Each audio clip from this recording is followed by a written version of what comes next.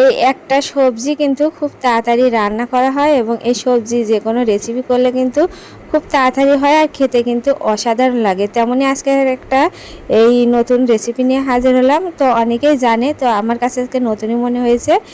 তো বেগুন, আমি বেগুনগুলো প্রথমে এতে চাকা চাকা করে কেটে নেব। বেগুনগুলো চাকা চাকা করে কেটে আমি ভালো করে ধুয়ে নেব। তো আমি এখানে 2টা বেগুন নিয়েছি, এই 2টা বেগুনেরই আজকে রেসিপি করব।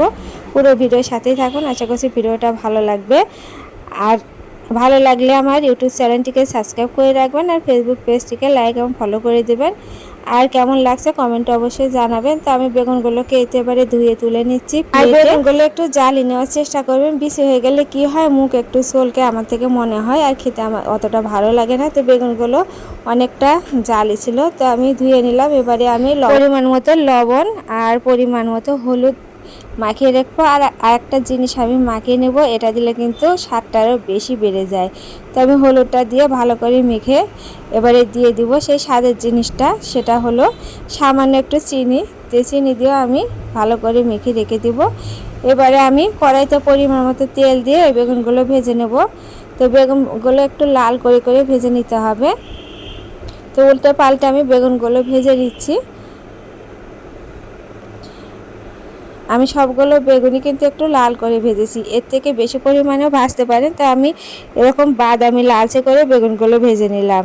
তো ওপরে যে বেগুনগুলো আছে সেগুলো ভেজে নিচ্ছি। সবগুলো আমার যখন ভাজা হয়ে যাবে তো আমি পুরো রেসিপিটা আমি করে নেব।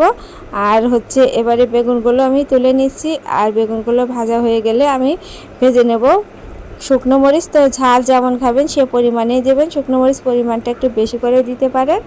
শুকনো মরিচ ভাজা হয়ে গেলে এবার দিয়ে দেব পেঁয়াজ। পেঁয়াজগুলো আমি একটু লাল লাল করে ভেজে নেব। আর খুব সহজ রেসিপি, আর এটা দিয়ে কিন্তু অর্ধেক থালা ভাত খাওয়া হয়ে যাবে।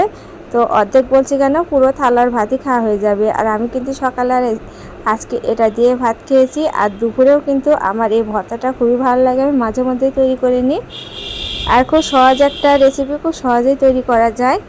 এবারে আমি এতে প্লেটে আমি মাখিয়ে নেব ভর্তাটা। এতে পেঁয়াজ আর শুকনো মরিচগুলো একটু আগে শুকনো মরিচগুলো ভেঙে নিচ্ছি, একটু শক্ত হয়ে গেছে, ফ্যানটা দিয়েছিল সে কারণে। তো সাথে সাথে আপনারা একটু ভেঙে নেওয়ার চেষ্টা করবেন। যাই হোক আমি হাত দিয়ে ডলে ডলে শুকনো মরিচগুলো একটু মিশিয়ে নেব। এবারে বেগুনের সাথে আমি সবগুলো এবারে মাখিয়ে নিচ্ছি। আর বেগুনের যে উপরে খোসাটা থাকে পাতলা, সেগুলো ফেলে দেব একে একে। আর এই শুকনো মরিচটা একটু ডলে ডলে ভাতের সাথে মাখাতে হবে। আর একটু ঝালের পরিমাণ কিন্তু বেশি দিলে খেতে ভালো লাগে। তো আমি আর একটু ঝালের পরিমাণ দিতে চাইছিলাম, কিন্তু যাই হোক আমি এই 4টা শুকনো মরিচ দিয়েই ভর্তাটা বানাবো। তো ঝাল যে পরিমাণে খাবেন সে পরিমাণে দিয়ে নেবেন। আর যে বেগুনের খোসাগুলো আছে আমি সবগুলো কিন্তু ফেলে দিয়েছি, দিয়ে আমি ভালোভাবে এই ভর্তাটা মাখিয়ে নিলাম। আর খেতে কিন্তু খুবই ভালো হয়েছিল। আর ঝটপট কিন্তু এরকম ভর্তা বাড়িতে তৈরি করে নিতে পারেন।